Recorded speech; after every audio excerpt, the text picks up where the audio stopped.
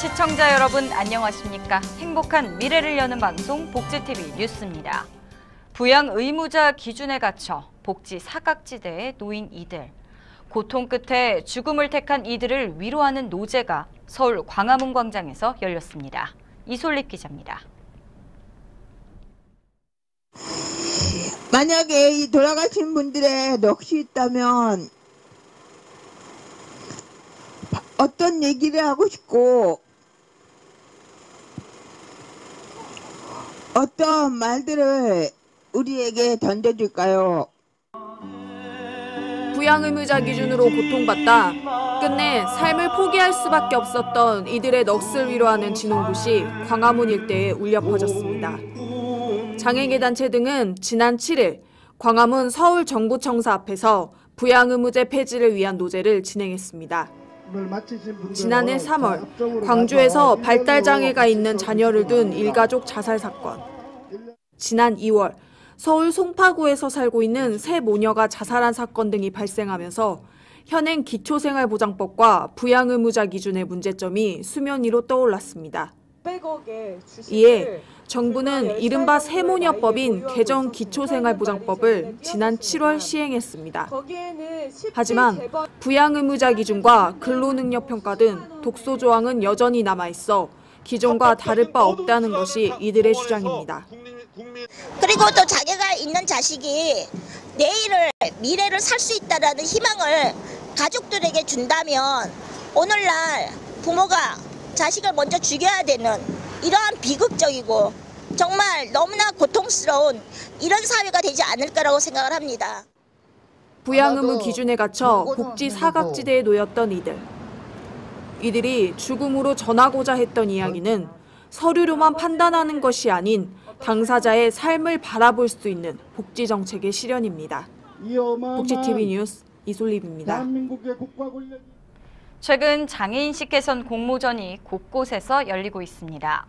한국장애인재단이 신한카드와 함께 제1회 인식 개선 공모전 시상식을 열었는데요. 창의적인 아이디어가 담긴 다양한 영상이 출품됐습니다. 박정인 기자입니다.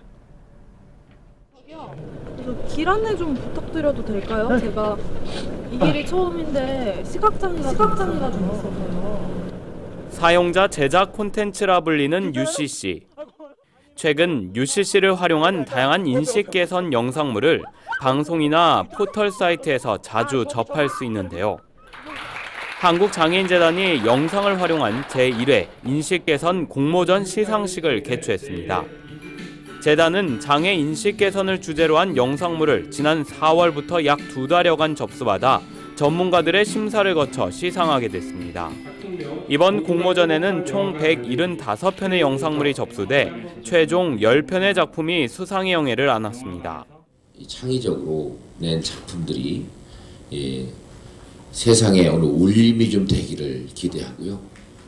여러분들 스스로가 그런 걸 생각하고 장애를 생각하고 작품을 냈듯이 이 작품이 이제 잘 활용이 되어서 특히 참가자들은 영상물을 제작하며 장애 인식에 대한 생각을 다시 하게 됐다고 말했습니다.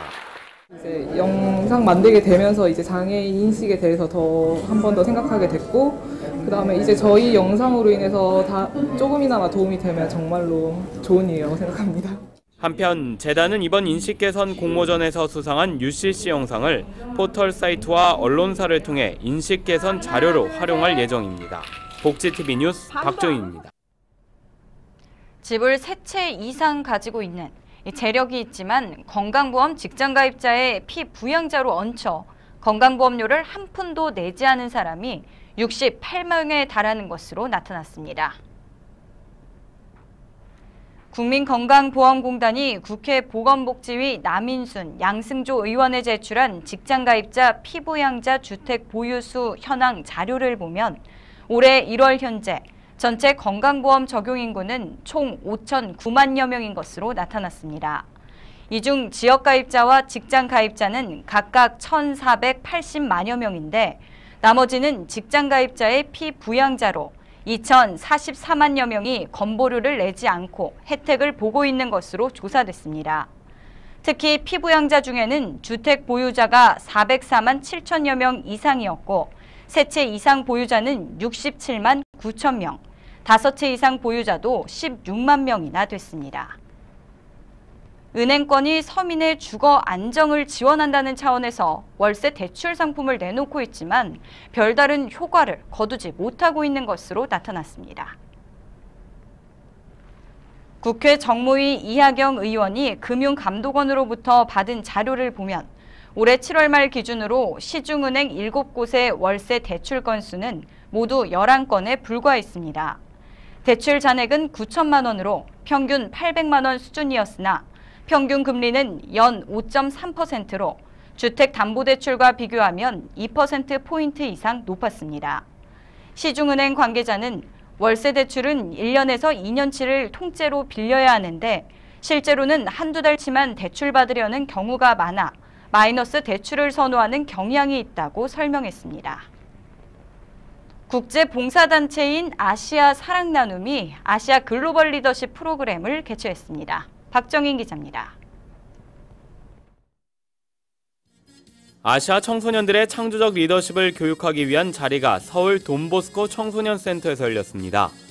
이번 프로그램은 몽골과 필리핀, 태국 등 아시아 7개국 대학생 60여 명이 참가해 오는 10일까지 리더십 교육을 받게 됩니다. 본 교육 대상자들은 각 국가, 대학을 대표하는 학생들과 ACC 장학생들로서 국가와 사회 발전을 위해 미래의 중요한 역할을 수행할 것입니다. 내일의 주인공은 준비된 자에게만 기회가 주어진다고 합니다. 그 기회를 놓치지 말고 꼭 준비된 주인공으로서 살아가시기를 바랍니다. 한편 아시아 사랑나눔 ACC는 지난 2007년 설립한 공익법인으로 아시아 어린이와 청소년들을 대상으로 장학사업과 의료봉사 등의 사업을 진행하고 있습니다. 복지TV 뉴스 박정인입니다. 경기도에서는 매년 다문화 가족과 함께하는 한마당 축제를 개최합니다. 올해도 2천여 명의 내외국인이 함께 모였는데요. 문화의 장벽을 넘어 하나가 된 축제 현장, 김소영 기자입니다. 베트남 전통 옷을 입고 부채춤을 추는 사람들. 생김새는 모두 다르지만 함께 태극기를 만들고 김치를 맛보며 즐거워합니다. 이곳은 다양한 나라의 다문화 가족들이 모인 2015년 경기도 다문화 한마당 축제 현장. 2천여 명의 내외 국민들이 모여 희망의 종걸기, 물총 쏘기, 고부 한글 퀴즈 등 다양한 프로그램을 즐겼습니다. 예전에 이제 다문화 하면 약간 어색해하고 그랬는데 지금은 이제 이렇게 같이 되게 좋은 것 같아요. 이따가 뭐 걷기 축제 한다고 하는데 한번 걸어보려고. 감사합니다. 이번 축제에는 광복 70주년을 맞아 DMZ 평화누리길 걷기 행사도 함께 진행됐습니다. 어른아이 할 것 없이 모두 한마음이 되어 걸었습니다. 이어 진행된 장기자랑 현장. 참가자들은 각 나라의 문화를 알리고자 그동안 갈고 닦은 실력을 한껏 뽐냈습니다. 우리 사회가 이제 다양성의 사회, 또 다문화 사회라는 것을 새롭게 실감하게 되었습니다. 앞으로 경기도 내에서는 우리 다문화 가족을 위해서 오늘 이러한 축제와 같은 여러 가지 시책을 많이 개발해서 추진해 나가도록 하겠습니다. 경기도는 올해로 6번째를 맞으며 소통과 화합의 장이 된 경기도 다문화 한마당 축제를 계속해서 매년 개최해 나갈 계획입니다. 복지TV 뉴스 김소연입니다. 선선해지는 가을바람이 반갑지만은 않은 이웃들이 있습니다. 한겨울의 추위 때문인데요. 경남 하동읍에서 이웃들의 겨울나기를 위한 나눔 바자회가 열렸습니다. 오나경 아나운서입니다. 지난 4일부터 6일까지 3일간 하동군 하동읍에서 하동청실회가 주관한 사랑의 연탄기금 마련 사랑과 나눔 바자회가 열렸습니다. 예, 하동청실회는 많은 봉사를 해왔는데 이번에 사랑과 나눔 바자하게 된 것은 어느 사람보다 올 겨울에 따뜻하게 보내기 위해서 이 행사를 마련했습니다. 이번 행사는 기념식에 이어 바자회뿐만 아니라 축하 가수 공연 등 다양한 문화 공연과 다채로운 부대 행사도 열렸습니다. 정말 좋았어요. 왜냐하면 어려운 과정이 좀 많잖아요. 그런 도움이 할 수 있으니까 좀 기분이 좀 좋았고, 그리고는 그 필요한 물건이잖아. 가격이 싸게니까 좋았어요. 예. 이번 행사 수익금은 생활이 어려운 이웃들을 위한 사랑의 연탄 기금 마련을 위해 쓰일 예정입니다. 다가오는 겨울을 위한 사랑의 연탄 기금 마련. 어려운 이들을 위한 사랑의 연탄은 단순한 연탄 한 장이 아닌 든든한 삶의 버팀목이 될 것입니다. 경남에서 복지TV 뉴스 오나경입니다. 주부님들, 지금쯤 추석 앞두고 선물 장만이나 상차림 고민 많으실 텐데요. 올해는 과일은 저렴해진 반면 고깃값은 좀 올랐다고 합니다.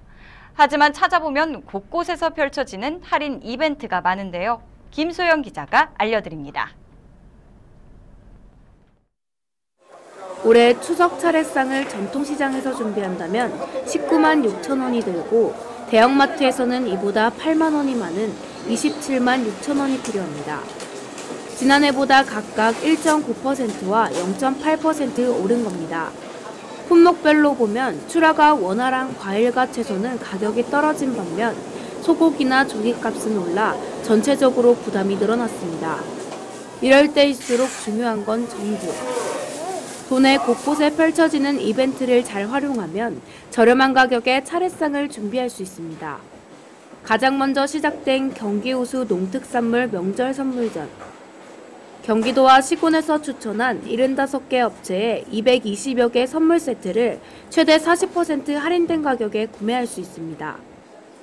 또 경기 사이버 장터에서는 명절용품을 최대 63%까지 할인합니다.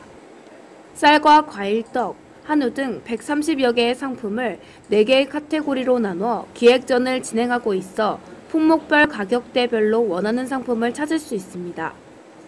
이 밖에 우체국 쇼핑몰에서도 지마크 간 특별 이벤트를 통해 구매 고객 중 1,460명을 뽑아 사은품을 지급합니다. 오프라인 이벤트는 다음 주부터 진행됩니다. 수원과 고양, 성남 하나로 클럽에서는 지마크 전용관 추석 판촉전 기간 동안 경기미를 사은품으로 지급합니다. 서울광장에서는 추석 장터가 열려 도내 18개 농가가 경기우수 농특산물을 판매합니다. 복지TV 뉴스 김소연입니다.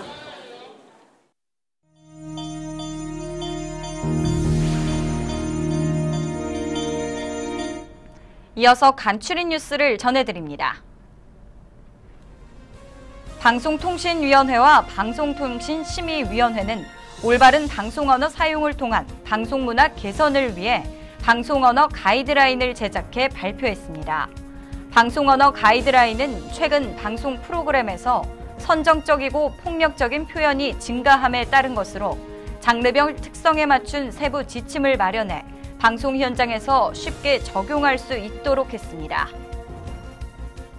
한국장애인문화관광진흥회는 국내 항일 역사문화 탐방을 통해 역사문화의식과 나라사랑의식을 고취시키기 위해 나라사랑, 항일역사, 문화유적 답사를 떠납니다.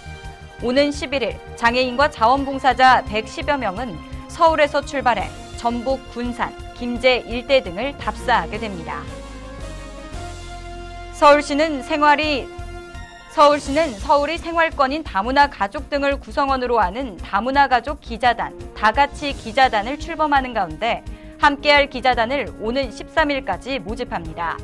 다같이 기자단은 다문화 가족 주변의 일상적인 이야기를 취재하고 소개하는 임무를 맡게 되며 자세한 내용은 서울시 한울타리 홈페이지에서 확인할 수 있습니다. 2015 서울특별시 장애인 생활체육대회가 오는 12일 서울 잠실 종합운동장 보조 경기장에서 열립니다. 이번 대회에서는 25개 자치구 선수단과 임원 등 총 4,000명이 참가하며 개인과 단체 종목의 총 13개 경기가 진행되는 한편 개회식은 오전 11시에 열립니다.